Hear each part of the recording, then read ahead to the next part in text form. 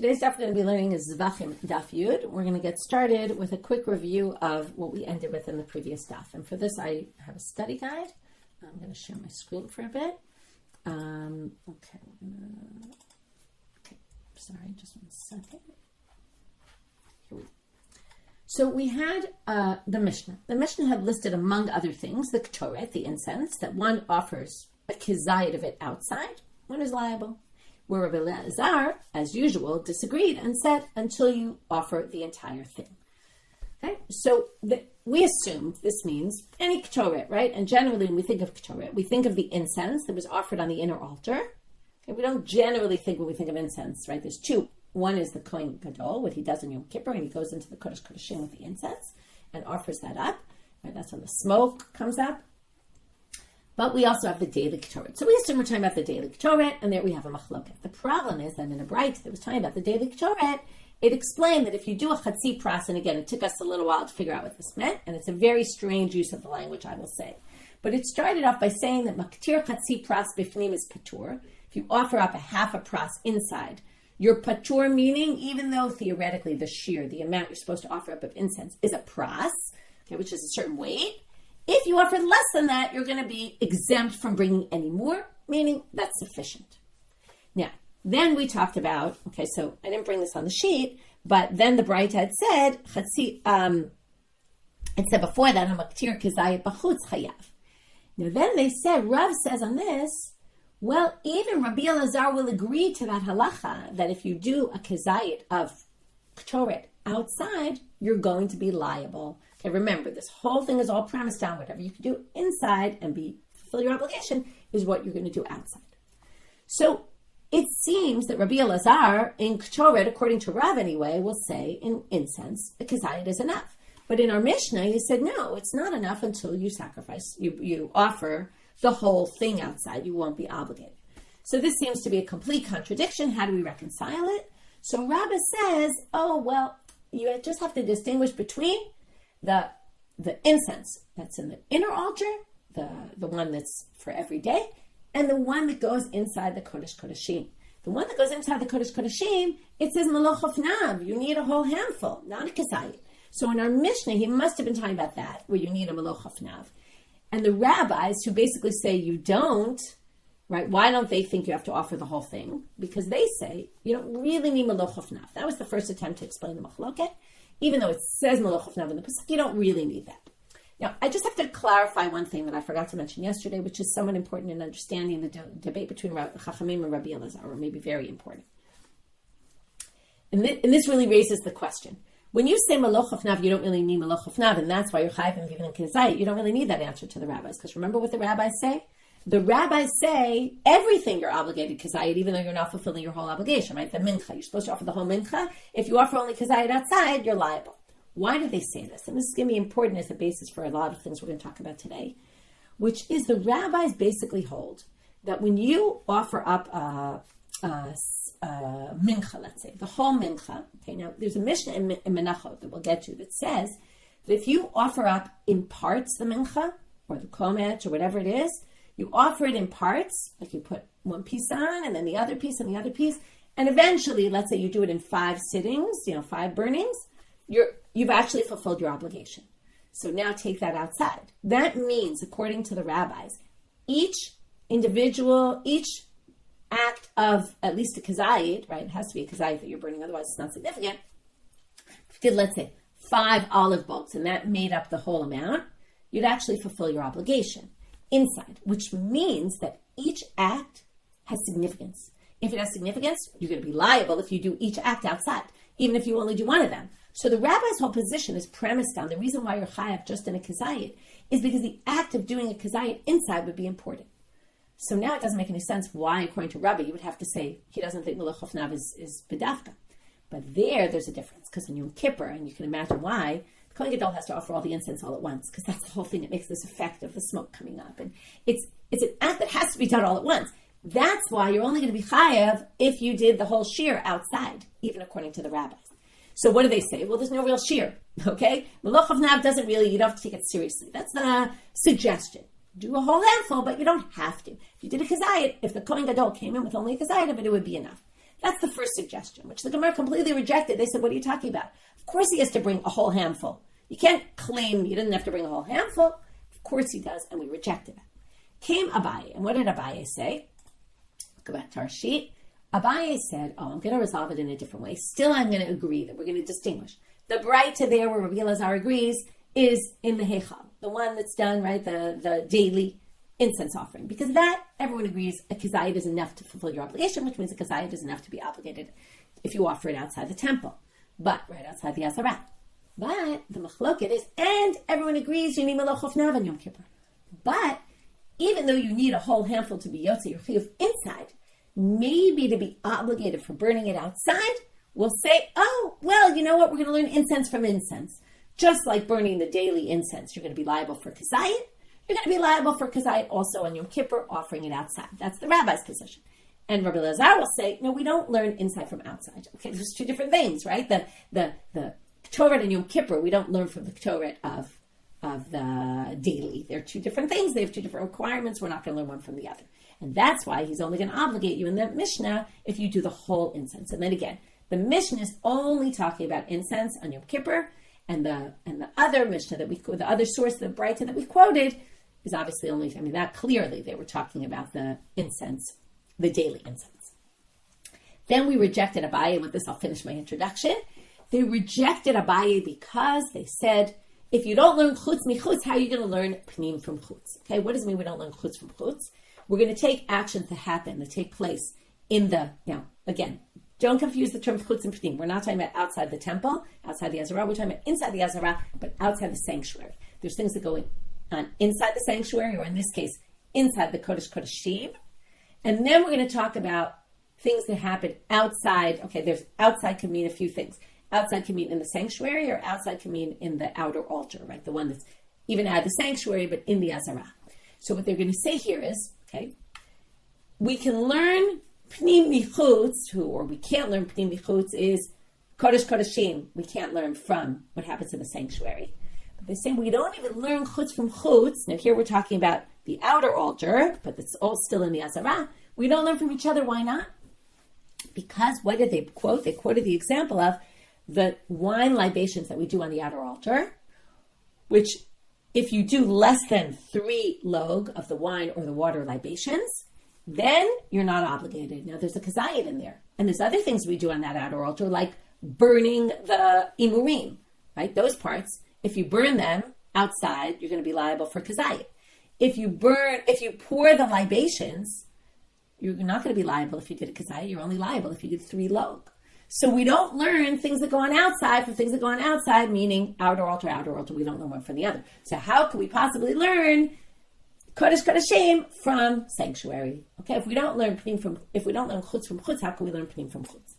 Okay, that was just a review. Now we're going to get started with our daf. Third resolution to the machloket, and that's why I wanted to review, so you get straight what the machloket is, and contradiction is, and how we explain what really Rabbi Elazar and the rabbis are arguing about in order to understand it in light of that statement of Rav about the braita. Ela Amar Rav. Now Rav is going to bring us back to the daily incense, and he's not going to say we're talking about Yom Kippur at all. Not in the braita. Obviously in the braita everyone agrees we're talking about their daily one, but even in our Mishna, the Torah we're talking about is the daily Torah. Now again, what's the problem? The problem is, we already said that in the daily incense, even Rabbi Elazar agrees that you're chayav in a kazayit. And in our Mishna says, until you offer the whole thing. So how can we explain it? So El Amarava, Kigon de Kavinu Shnei Chatzei Pras Bimana.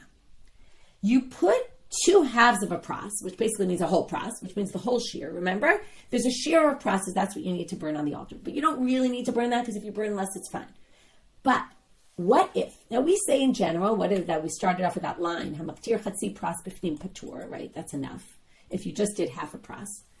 But if I actually got the whole shear ready, and I put a whole pras into a vessel, the sanctified vessel, as if I'm going to bring it all, and then I basically offer some of it outside, okay? Now, they say like this, Mar Savar Kvi'ut Mana Miltihi, Mar Savar Lav Miltihi, is by putting it in the vessel mean that I now have to bring the whole thing on the altar? Well, it's true that I could bring less than a pras in general, but not if I put a pras of incense in the bowl ready to go. Once I put it in the bowl, it already means this is what I have to put on the altar. And if this is what I have to put on the altar, and I instead bring it outside, but I only bring some of it, what's Rabbi Elazar going to say? Oh, that was significant what I did. Now the only way I'm going to be fulfill my obligation inside is if I put the whole pras. So the only way I'm going to be obligated outside is if I put the whole thing. And the rabbis say, that's not significant, that act. I could still only bring a kazayit inside, and therefore I'm going to be obligated if I bring a kazayit outside. And that's Rava's explanation. And now comes Rav and adds something else. Okay, the background for this is to know that with sacrifices, there's wine libations. We've talked about there's Zevachim that go with sacrifices. It all depends how much you're supposed to bring. Depends on both the size of the mincha offering you bring with it and the size of the libations. Depends on what animal. If you brought a bull offering, the Torah says chatzitza hin. Now a hin is 12 log. So half a log, 6 log. Half a hin is 6 log. For the ayil, you have to bring a third of a hin. So that's 4 log. Okay. For a keves, for a lamb or a sheep, you have to bring a quarter of a hin. And right, you can see the size of the animal, right? The ayil is the ram. The bigger, it's an older keves, so it's bigger. So again, the bull is the biggest, 6 log, then 4 log, then 3 log. So now, what Rava wants to do is build on this thing that we saw that Rava said. Rava said basically, or Rava's going to build on his own thing. He says, if you say putting it in the vessel really doesn't mean you have to now bring the whole thing. He says, I'm going to give you an example with a wine libation. You brought 6 for the bull offering. Put 6 log into the vessel. We're going to bring it on the altar. And instead, what'd you do? Now, if you took the 6 and you did it outside, obviously everyone would agree you'd be obligated. What if you took less? If you designated 6, so, right, and you were doing it for the bull. Well, what does he say, very smartly? Let's say you take 4 from there. And you offer them outside. You pour the libations outside. Chayav. Why? Because even though, right, if kviyut mana is significant, then obviously only if you put 6 outside will you be obligated. That would be what we put in the name of Rabbi Elazar. We said he must claim kviyut mana is something. According to the rabbis, now we're going to see this later, that you're chayav on the log, okay, for the nisuch, you have to do a shear that's relevant for that action, right? We saw this before. You're now chayav. But if you did 3, you're obligated. Any less, you're not obligated. So if 6 is your number, and you put it in the vessel, and 6 becomes that your number because it made it significant, then you're going to have to do 6 outside to be obligated. But comes Rav and he says, but if you hold that putting it in the vessel doesn't do anything, then if you did 4 outside, since 4 is an amount that is valid for something, not what you were intending to do in the first place, but it is valid for something, then you're obligated for doing it outside. And likewise, kavar ba'al ayil, if you set 4 for the ayil and you put it in the vessel, you took 3 from there, that is good for the lamb, so you're basically going to be obligated. So that's his point. Okay, it's just a side point. But if you're missing any part of that, right after that, you're going to be exempt. Now we're going to go back to Abaye. Abaye said, remember Abaye, so let's just review. Abaye said that the difference between them is they both agree about the, I'll pull up the chart again. They both agree about the, that we're talking about in our Mishna, Yom Kippur, and they both agree that Yoni Meloch Hofnav. But the question is, do we learn Pnim from Chutz or do we not learn Pnim from Chutz? Rava came and said, how can you even suggest learning Pnim from Chutz when you don't even learn Chutz from Chutz?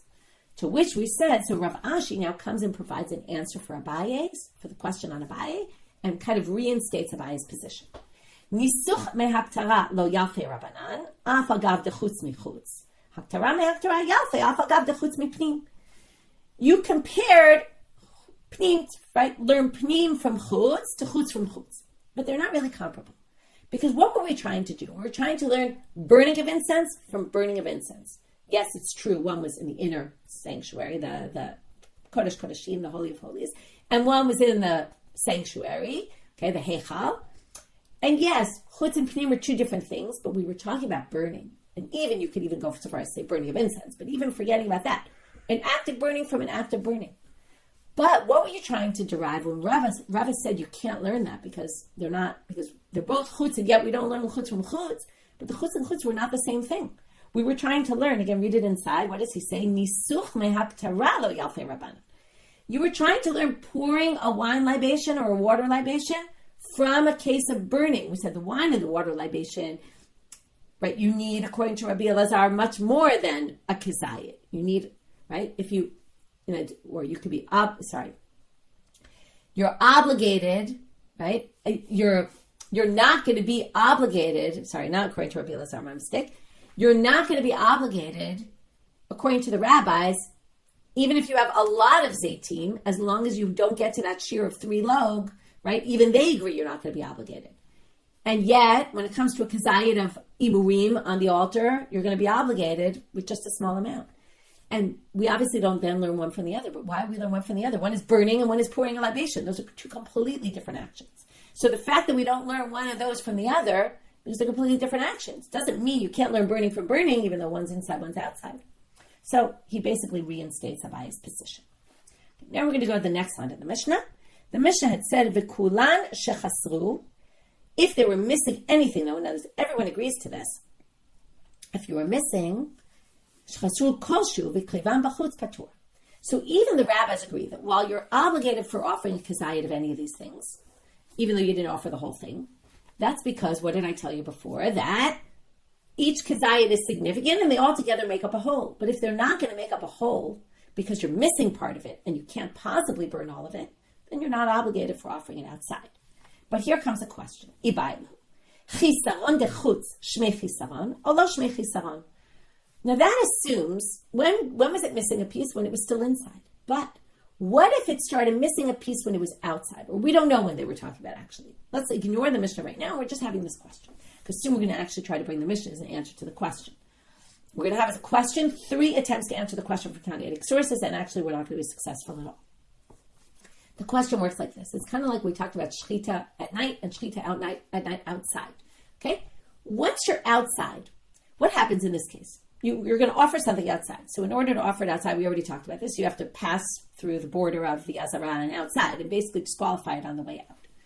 So if it was disqualified inside, meaning if it was already missing a part inside, so obviously you're not going to be obligated if you offer it outside. But what if when you took it out of the Azara, it was complete? It could have been brought inside. Now you take it outside and disqualify it. But you're going to be obligated on offering something outside, even though you disqualified it by taking it outside, right? That's the whole point. And there's no way to offer it outside and be obligated if, as soon as you cross that pathway between inside and outside, you already disqualified it. So that disqualification doesn't mess it up from you being obligated for offering it outside. But the question is, what if after you bring it outside and already kind of it's disqualified, but you're going to be obligated for offering it outside, what if then it loses a part of it, right? A part of it, Keek comes over and eats it or something, okay? And it's gone. So, chisaron de chutz, shmei chisaron or lo shmei chisaron? Is that considered now that it's missing, and if you offer it outside, you won't be obligated? Here are the 2 sides. Mi amrina, do you say, kevan nothing, if saleh, mali chaser, mali yater? Since it's already a disqualified thing, and you're going to be obligated anyway for offering it outside, you're going to be liable. So, maybe it doesn't matter if it's missing or not. In other words, we're already out of a place where all that matters. What's the whole idea? If I offer it inside, right, it'll be valid. If I offer it outside, right, I'm now going to be obligated. I can't offer this inside anyway because I already took it out of the Azara. So maybe the fact that it's missing is only a relevant factor while it's still inside and could potentially go on the altar. Once you ruin it by taking it outside, maybe it makes no difference if now at this stage you start missing, losing a part of it. Odilma, no, or maybe, yes, it's disqualified because it left. Well, there's no other way to have something offered outside without it having left. But maybe it's only di'ite be'ein, but it has to be something that potentially, if it hadn't left the Azara, it could still be offered inside. And if it's missing something, right, if the leite be'ein lo, if it's missing part of it, since, in other words, again, only in a theoretical way could it be brought inside because it really was disqualified by coming outside, but maybe you only obligated for offering something outside that, again, potentially in a theoretical sense could have been offered inside because it's not. I mean, that's the only thing that's wrong with it. The only thing that's wrong with it is that it was taken out. But other than that, it would have been fine to go on the altar. And if this is missing part of it, it doesn't matter when it started missing the part of it. Well, it was inside, outside. Why would that make a difference? Maybe you won't be obligated. Amar Abaye, Tashma. Let's learn from here. So we're going to bring 3 sources to try to get to an answer. Rabbi Elazar potel. Okay, I'm just going to point out that there's a big girsa problem. Is it Rabbi Elazar? Is it Rabbi Elazar? It's very confusing. We're just going to go with all the mentions of this of Rabbi Elazar, okay? But there's different opinions exactly and then how to read it and all that. But we're going to stick with everywhere we see it in our sugya, it's Rabbi Elazar.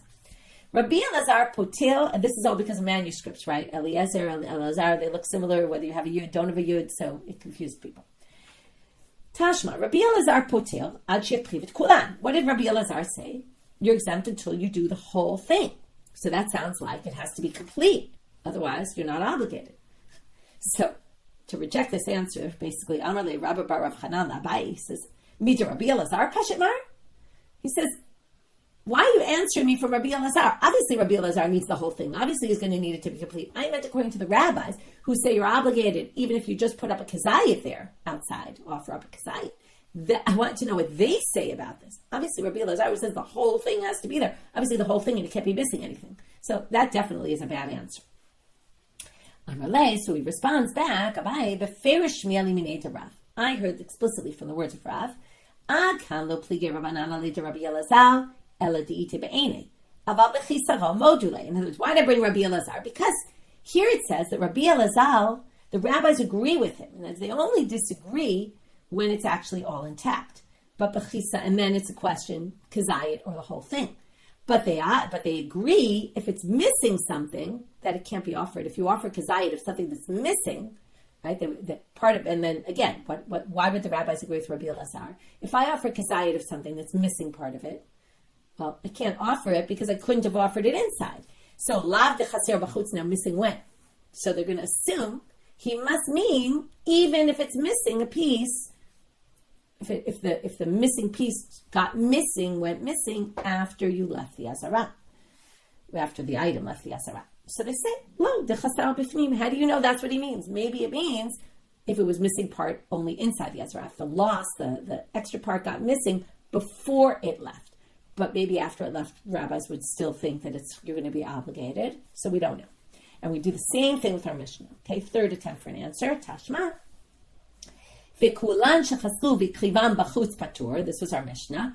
Right, they all agree that if it's missing something and then you start offering it outside, you're going to be exempt. Even the rabbis agree. Again, lav dechaser b'chutz. It sounds like if it got missing, even if the piece became lost outside, complete when it left, but then became not complete. To which they say, lo dechaser b'fnim. You can read our Mishnah as no. It means they both agree that if it was already missing part of it went missing while it was in the Azara, then the rabbis will agree that if you offer it outside, you won't be obligated. But it could be, right? We don't know what they say about once it left.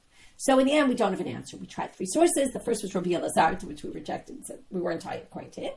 Then even if you go with the Chachamim, still, right, we tried to say, they said missing, you're not obligated, they must agree with Rabbi Elazar, but not clear because it depends what you mean when you say missing from when it was still inside or missing later. Next line in the Mishnah. Hamakriv, this is the last part of our Mishnah. We're going to have a lot of Mishnayot today. Hamakriv kodashim v'imurim b'chutz chayav. We're talking here about a case of kochim kalim, where the meat gets eaten. So if the meat gets eaten, or it could be even chatat and asham, where the meat gets eaten. And what did you do? Now, if the meat gets eaten, burning the meat on an altar outside, you're not obligated because it's only something that's supposed to be burning inside. What if you burned the meat together with the imurim? Now, the imurim, you're obligated for offering outside. But if you have imurim and meat together, are you obligated? So the Mishnah says, yes, you're obligated. Okay, obviously you would have to have a kazayit of imurim, according to the rabbis, and according to Rabbi Elazar, you would have to have all the imurim. Okay, but that issue aside. To which the Gemara says, Abaye, ha'ika chatzitza. Isn't this a chatzitza? What's a chatzitza? When you put something on the altar, there can't be a barrier between the item that's supposed to be burned on the altar and the altar. Has to be directly on the fire, which is on the altar. So, in this case, what's the problem? You have imurim, but they're on, they're surrounded with meat, and the meat is not supposed to be burned. So, right now, when you're doing this outside, maybe you shouldn't be liable because there's a barrier, and if you did it inside like that, it wouldn't be effective, right? This is our whole, right? If you haven't gotten, this is the main thing to get. Anything you fulfill your obligation inside, you're obligated outside. If you wouldn't fulfill your obligation, which you wouldn't because there's a barrier there, you're not going to fulfill your obligation. You're not going to be liable for doing it outside. So that's the question. We're going to have 3 answers to this question, 3 completely different answers. Amar Shmuel, Keshafachan.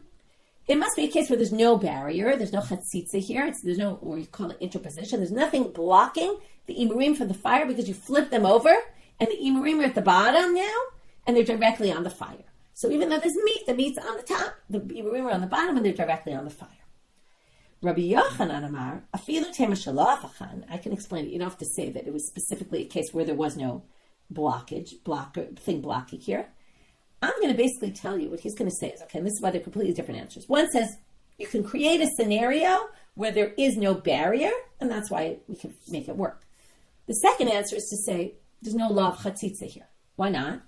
Well, Hamane Rabbi Shimon. This could match Rabbi Shimon's position, Da'amal, afilu ha'elu ala sela chayav. Even if you put it outside on a stone, on a rock, and you burn it, without an altar, you're going to be obligated. Now, what does this show? This shows that even though it's true, it's an action you did inside, that you have to do the same action outside, it doesn't have to be with the exact same details, because outside you could do it without an altar. So maybe the chatzitza is just not an issue outside. Yes, it's true, it has to be something that could have been offered inside and all that, but it doesn't have to be done the exact same way it was done inside. So it could be chatzitza is just not an issue outside. Just like you don't need an altar outside, you don't need to worry if there's some barrier. Third answer, Rav Amar, min b'mino eno chotzitz. There's just no chatzitza here ever in meat and imurim. Why? Because they're all part of the same, they're all the meat and the parts of the animal. So they're one thing, and min b'mino lo chotzitz. If you have something, right, that has to be on the altar, let's say, or whatever it is, chatzitza, and there's more of it, but, same type, that's not going to be considered an interposition, a barrier, a chatzitza. So, therefore, there's no chatzitza here at all. So the first one kind of avoids the chatzitza by putting it directly. The last one says there's never a chatzitza in this kind of scenario. And the middle one says we don't care if there's a chatzitza. Moving on to the next Mishnah. Mincha shaloni kmitza v'kriva b'chutz patur. If I never took out the komets, okay, again, we're going to get a lot really more into menachot coming up soon. But if I have a mincha that I never took the komets out of, remember what's supposed to happen. I'm supposed to take a komets, a handful out. Then, or like a little less than a handful, get all to that menacha. I take the kmitza out, I burn it, Kohen does that, burns it on the altar. The rest of it is permitted to the Kohanim. If I never did that, I just burnt the whole thing. Again, we're talking about it in a voluntary mincha offering of a Yisrael, okay, not of a Kohen, which the whole thing gets burnt, not all the exceptions we saw where they will get completely burned. But if I have to do the komets, and instead I burn the whole thing on the altar, I didn't fulfill my obligation because I never took out the komets. You have to take out the komets and then burn it. If I didn't do that and I burnt the whole thing, even though theoretically you could say the komets is inside, but it's not really because I never did the komets. So I burned the whole thing on the altar. I don't fulfill my obligation. So if I did the exact same thing outside, I took my whole mincha batter, my dough, and never took the komets and burned it outside, I'm not going to be obligated. However, if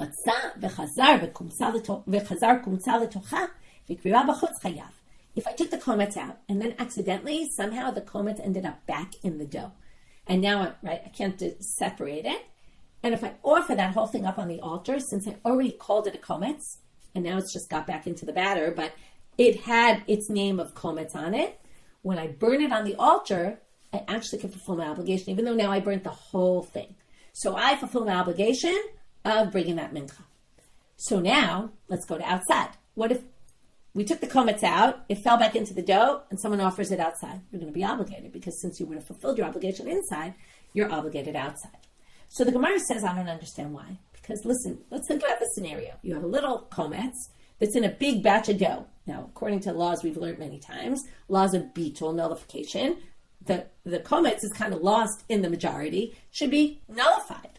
So it should be like there's no komets there. The remainder there, the rest of the dough, should nullify the komets, and you should have burned nothing. Right? You shouldn't be obligated inside, you shouldn't have fulfilled your obligation inside. Amar Rabbi Zera. Okay, that's psukim. I'm not going to read them inside, but by the komet, it says the word to burn, and by the shirayim, there's a pasuk where it talks about to burn also, and it actually says don't burn. Okay, but basically, since the word haktara appears by both, the same language, the same root, we're going to do gzeira shava one to the other. Okay, what does that help us? Well, you have to learn this other halacha, which is ma haktarat komets ein komets mevatel chavero. Just like when you burn the komets. Let's say, here's a different case. Let's say I have 2 handfuls that I took, 2 komets, okay? and they got mixed up together, and one is bigger than the other. Okay, because mincha, you can do different sized minchas. Okay, just like there were different size libations, also with the different sacrifices, for example, there's different size minchas. How much dough you have? Let's add a bigger one with a smaller one. Add the comets is okay. The comets actually, I think about the comets can be the same size, but let's say a coin now. The comets is your 3 middle fingers of the coin. One could have very big hands, and one could have small hands. So let's say you have a bigger one and a smaller one that get mixed up together. You would think they would be mevatel, one would be nullified into the other, but it's not. Why not? This is all learned out from the blood, if you remember. The blood of the seir and the blood of the par and Yom Kippur. So the bloods get mixed up together, and yet the Torah still calls them blood of the par, blood of the seir. Now, obviously, the bull has a lot more blood than the goat does, because the blood is the bull is much bigger. And yet, we still call it the blood of the goat. So what do you learn from here? Ein dam mevatel dam. Now, we learn other halacha from there, like min b'mino is lo batel, right? Two of the same types. But also, they learn things that go on the altar, which is the blood, don't cancel each other out because they have significance. So here also, we're going to learn the comets doesn't nullify another comet. Comets doesn't nullify another comet. Now we have Gzeira Shava to the Shirayim. So just like Aktaktarat Shirayim, in Shirayim Avalim comets. So also when you burn the Shirayim, like in our case where you're burning Shirayim, which you're not supposed to, but if you burn the remainder and the comets is inside, they don't nullify, right? The remainder doesn't nullify the comets. Okay, new Mishna. The next thing you need to know about menachot, which we really haven't discussed at all yet, is that with mincha offerings, you bring the comets, and the comets gets burned in a regular voluntary mincha offering. So again, the kohen goes in, takes a fingerful, and puts it on the altar, burns it. Together with it, he also burns lavona, frankincense, okay, which it goes together with the dough, and then it's separated out, and then you burn it. And we'll get to all these laws in menachot. When you burn it, okay, you have to burn the comets and the lavona in order to permit the rest of the shirayim to the kohanim. So what if you only did one outside and not both, right? Because they're really one and the same act, because they both together permit the meal offering to be eaten. So if you offer one of them outside, you're chayav. This is the rabbi's position. Fits perfectly with, because again, if each one is considered a separate act, even though together they permit the whole thing, but each one is its own separate act, so you're going to be obligated for offering one outside, even though it doesn't completely finish what you're supposed to be doing. Rabbi Elazar, obviously, poter ad shekriv tashini. He says, not until the whole thing is done. The whole thing is the komets and lavona. It's a package deal. Goes together. What if you did a chab b'fnim, and then you did a chab b'chutz? Chayav. Everyone would agree you're obligated, because that goes with what we saw yesterday. Remember we said if you did 95% inside and all that's left is that 5%, that if you do it inside, you'll fulfill your obligation. If you do it outside, then therefore you'll be liable. So same thing here. There's only one left, and then you do one, even Rabbi Elazar will agree you're obligated. And the exact same thing in the Shnei B'zich Lefona. These are the 2 bowls of frankincense that go with the lechem apanim. Every week they would change the bread, and they would take the bowls of frankincense and they would offer them up on the altar. So again, the 2 have to be offered in order to permit the bread to be eaten. Same idea. So the exact same thing here. Rabbi Elazar poter ad shekriv tashini. So according to Tanakama, one of them is enough to burn outside to be obligated, liable. But according to Rabbi Elazar, only until you do both. And again, chab b'fnim, chab b'chutz, you did one inside and then you brought one outside and offered it outside, you'd be chayav according to both. By Rabbi Yitzchak Nafcha. Rabbi Yitzchak Nafcha asked the following question. Komets, ma'u sheyatir kenegdo b'shirayim. He asked this question. Let's forget about our Mishna for a minute. If I just do the komets, but I don't do the lavona, right? I offer up the komets, burn it on the altar, but I didn't do the lavona. We're talking inside only now. Does that permit, since that's half an act, okay, does it permit, it obviously does something, right? It starts the process of permitting the remainder to be eaten by the kohanim, but it doesn't complete the process. So obviously it doesn't permit all the shirayim to be eaten. Does it permit 50% to be eaten? That's what's mishra. Does it completely permit half of them, or half completely permitted? And when you do the lavona, then the frankincense, it permits the other half to be eaten. O kilushe miklash, or does it just lighten the prohibition on everything? Okay, does it either like cut it in half and say, okay, this half was removed from that, and the lavona will remove the isra on the other half, the kedusha to it, that now the kohanim can eat it, and remove that first part? Or does it just slightly weaken everything, but nothing's permitted to eat yet until you do the lavona, which will completely weaken the prohibition, and then basically you can eat, the kohen can eat it. So how do we view this? So what the Gemara is going to try to figure out is, according to who you're asking, and they're going to bring in some other machlokah first, and then they're going to relate to our machlokah, Rabbi Elazar and the Chachamim. So they're going to try 4 options of who this question is according to, and then we're not going to have an answer, actually. But first we have to identify to who are we asking the question. And they're basically going to say the answer is obvious according to most opinions that we've seen. So one machloket we're going to relate to right now is something we learned earlier in the Masechet, mefaglim b'chatzi matir. What does that mean? Pigul, okay? Does pigul work with half a matir? What does that mean? Remember shchita, there's 2 simanim, so you have to cut the trachea and the esophagus. What if while I was slaughtering one of the simanim, which isn't a complete act, it's only half an act, I had a thought that I'm going to do it, eat it beyond the designated time. And then while I was doing the second one, I didn't have any improper thoughts. I did it correctly. So is that pigul or not? So if you say it is pigul, then we view a half an act as significant, which means the kovetz, right, burning the kmitza, should completely permit half the shirayim. Okay, so that's the first line. Liable to Rabbi Meir. So first they say liable to man. According to who are we asking this question?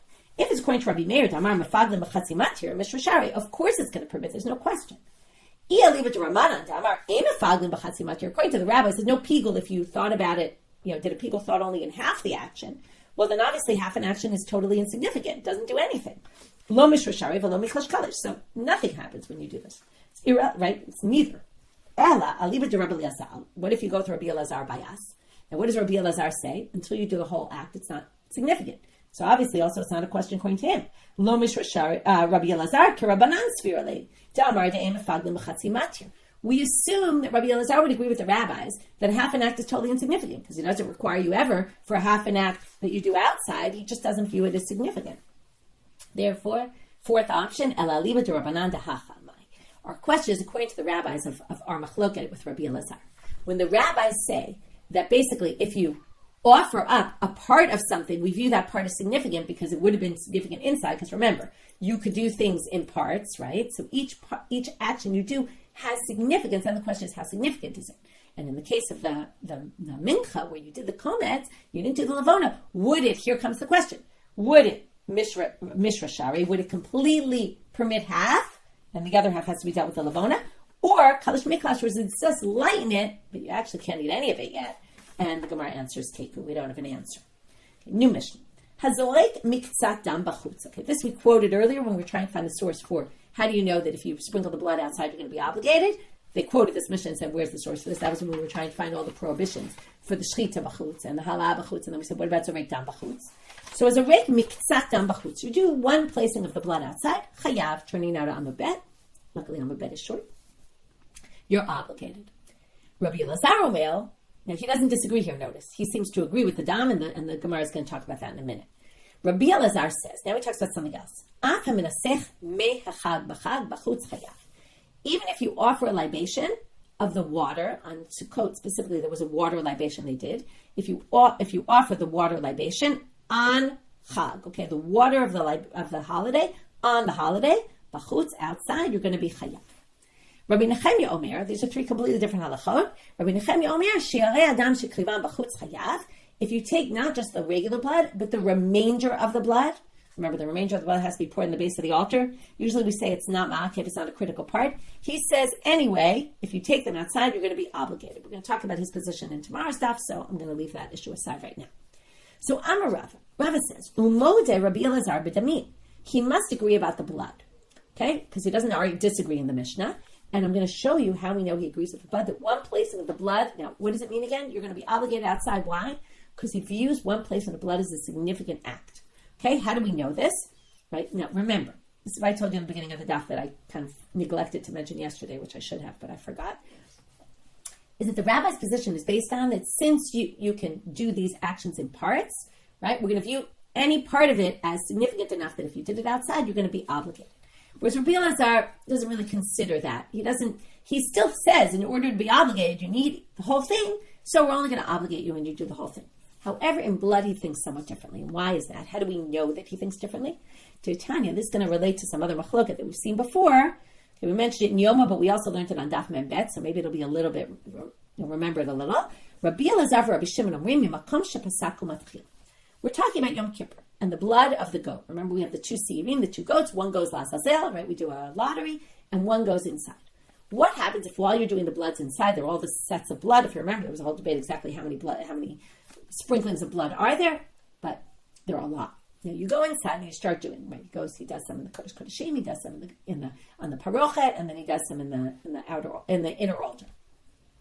If he's in the middle of a set of bloods, and then the blood spills, what does he do? Well, he has to start again. He has to get two goats, do another lottery, and pick another goat, and then go back in and do it. But where does he have to start from? So there was a big machloket there about you have to go back to the beginning of the set, or can you just continue where you stopped?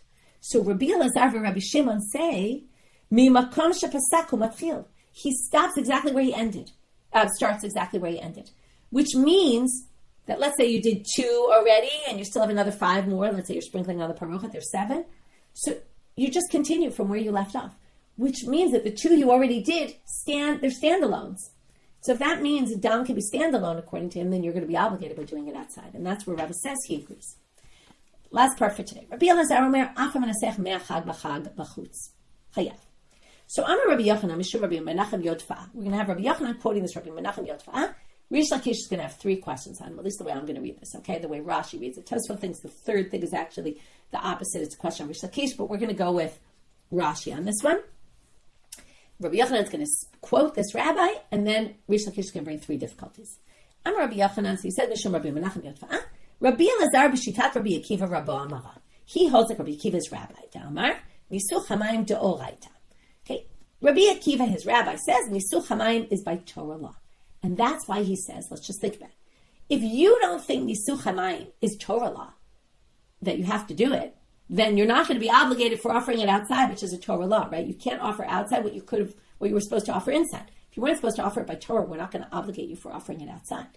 So he must hold like Rabbi Akiva that it's Doraita. We're going to see this, right? Rabbi Akiva holds Doraita. Titania, Rabbi Akiva Omer, Unesacheha, B'shnei Nisuchim HaKatum B'Daber, Echad Nisuch Hamayim, Echad Nisuch Hayad. I'm going to quickly share my screen. It's getting late, but I want you to just see the psukim inside. Okay, and if you have the sheet in front of you, you can look.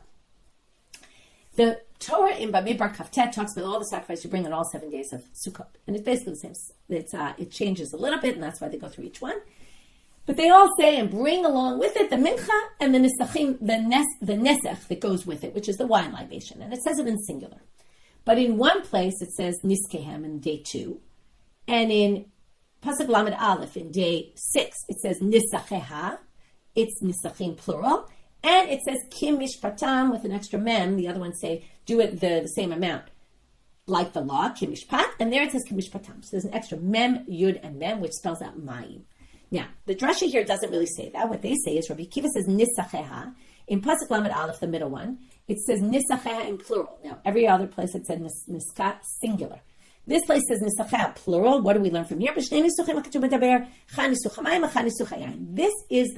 remez, the allusion to the fact that, right, allusion with an A, to the fact that there's wine, mayim, water libations on Sukkot. Okay, this is the source for it. Because it has plural nisachim in one place. That means water and wine. How do we know it means water and wine? Well, that's what we need the mem yud mem for. That's how we know, wine we know because it's all wine. But the extra remez here is the mem yud mem, those extra letters, which spell out mayim. And that's how we know you bring water libations on Sukkot. So there you see it. It's Torah law, and that fits with Rabbi Elazar. Comes Rish Lakish with 3 difficulties. Amalei Rish Lakish to Rabbi Yochanan. If you're going to learn it out by Torah law from the Nisuch Hayayim, so Malahalan Shloshet Lugin, Afkan Shloshet Lugin, then it should be a minimum shear of 3 log. And it doesn't say that. He just says Menasech Me'achag. He just says if you take water and you pour it outside, it sounds like they don't have any minimum shear. Now, the minimum shear for wine, we saw that earlier in the daf. The most smallest you're ever going to have of wine is 3 log. So if you're going to learn one from the other, then it must be you're going to learn the shear is 3 log, and he doesn't say that. Number 2, Ha Rabbi Elazar mehachag kamal. Ima lahalam b'shar yemar hashana, afkan b'shar yemar hashana.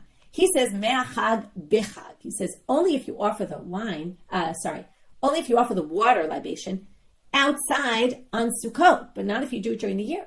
But if we're going to learn it from the wine, then the wine libations that are offered any day of the year, you're obligated if you offer them outside. The water libation also you should be obligated for offering it outside any day of the year. For Rabbi Elazar, b'chagamar, and he said only on Sukkot.